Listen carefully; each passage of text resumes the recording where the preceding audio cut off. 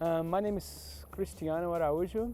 I'm the founder and tour guide for Rise Up Byron Conscious Tours. I've been living in Australia for over 7 years, but I'm originally from Brazil. Yeah, before Australia, I lived in New Zealand and Mexico as well, and have traveled for many parts of the world, but find Byron Bay home now.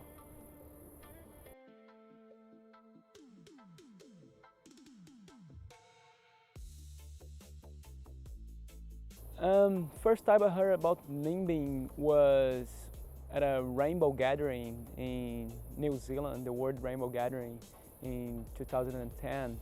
A lot of alternative people living in this beautiful festival in communion with Mother Nature. And yeah, some people mentioned that if I ever come to Australia, I should go to the Rainbow region, it's the Northern Rivers, and of course Nimbin. So that was the first time I heard about it. First time I went to Nimbin, I was with my brother actually, who was visiting from Brazil. And as we arrived and we stepped out of the car, there was already someone offering cookies and different things. I found it very different.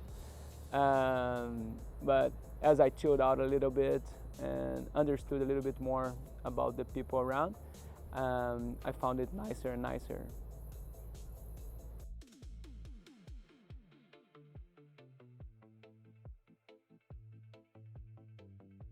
And Nimbin for me is more of a place that I go when I visit, and I've got some friends there, but I never actually live there.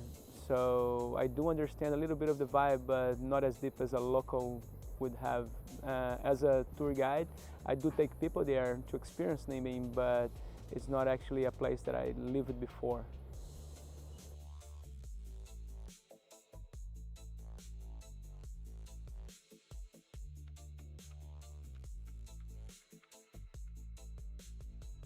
So in Nimbin, as I was saying, first time when I arrived there, I saw people already offering cookies, and right away you can feel that there is not only people that want to be activists for the environment and help to solve the problems that we have in the planet, but also people that got addicted to heavier drugs.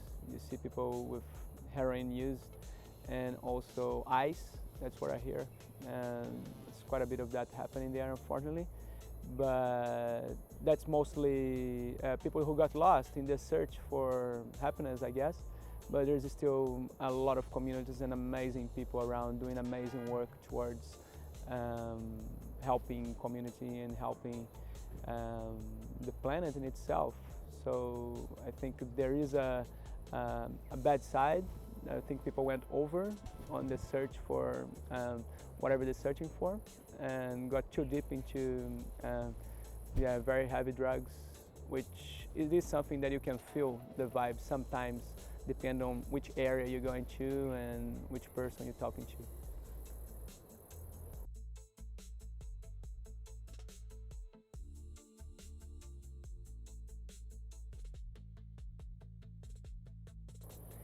So, as I said, I'm just arrived here 7 years ago.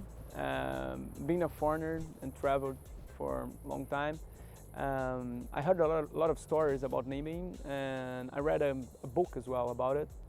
And I also heard a little bit from Aboriginal people who live there, Banjalang people.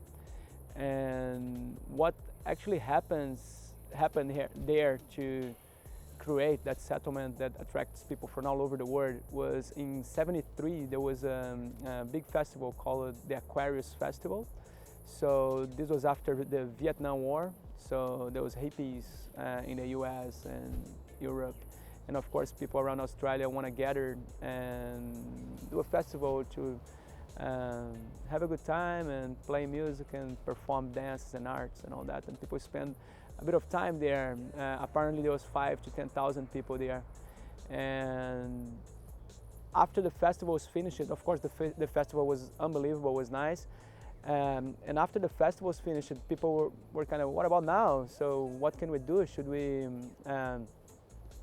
go back home, go back to Melbourne and Sydney, but or we could try to have a new way of living.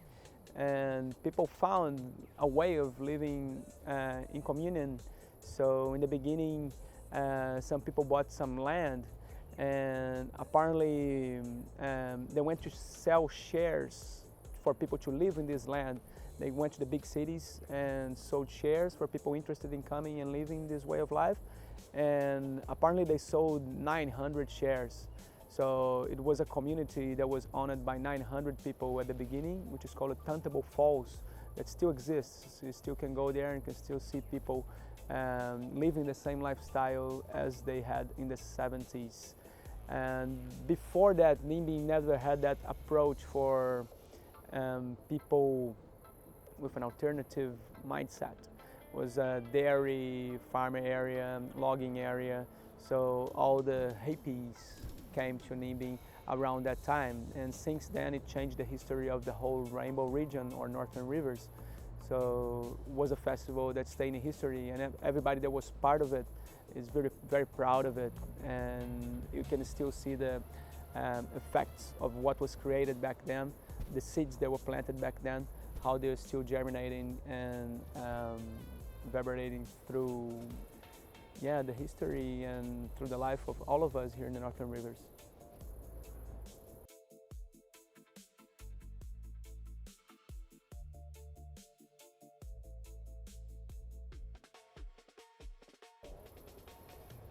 I think in terms of tourism, Nimbin does play a very important role in the area. So many people that come here and want to see Nimbin. It's a common thing. People come from all over the world to see Nimbin and probably understand why people talk so much about it and why is pot and marijuana such a big part of the lifestyle over there. And the tourists that come up, I do think that as long as we have a conscious and a respectful approach to the community and to the Aboriginal people who have been living there for millennia, that's a good thing. But some people can come and can go a little bit over the top. The same way that some locals can go over the top, the tourists can do the same thing. So I think it's a very important thing to be really respectful to the culture, really respectful to the land, and understand that as a visitor, you have a very important role to play. You're bringing some financial, economical benefits to the community, but you got to make sure that you don't damage the community in any sense. Really close to Nimbin, there's the channel markets as well that happens once a month. And this is a good opportunity for people to come and really understand how people live around there. There is a nice drumming circle after the markets, and for the locals it's a good opportunity for people to sell fresh produce, to sell art crafts, to sell whatever they're doing back there, which is about an hour away from Byron Bay. So with people coming with a good intention and spending a little bit of the money into meaningful things and local things instead of spending money on the corporations, that's the way people normally do, I think can be a very helpful thing as long as it has respect and honor in it.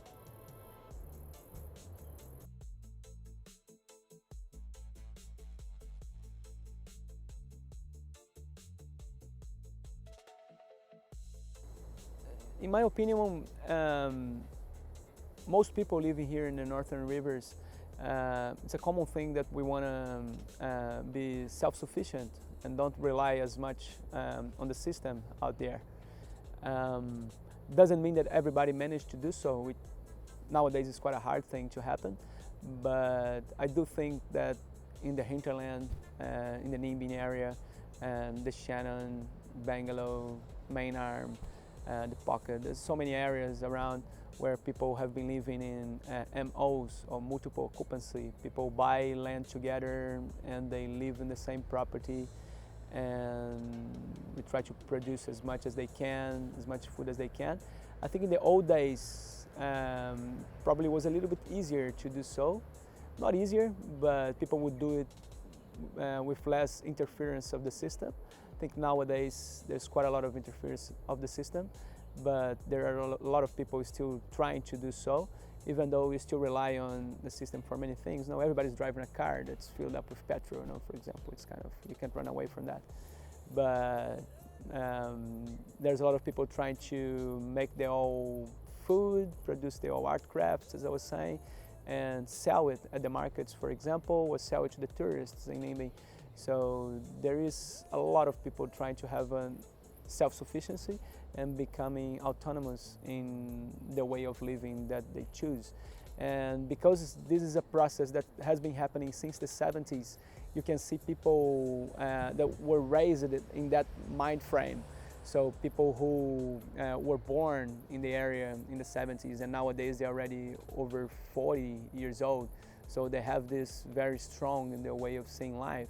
And I guess what we can do is try to plant the seed of how strong we can be when we get together, when we help each other, when we take our egos away, and we work with the system, but in a good way, without being squashed by it. I think that's the right word. But yes, I do believe that there is a will of doing that, but it's not something that it's happening everywhere at all. But we hope the seeds are planted, and we hope the next generations can manage to do so in an even better way that we're doing nowadays.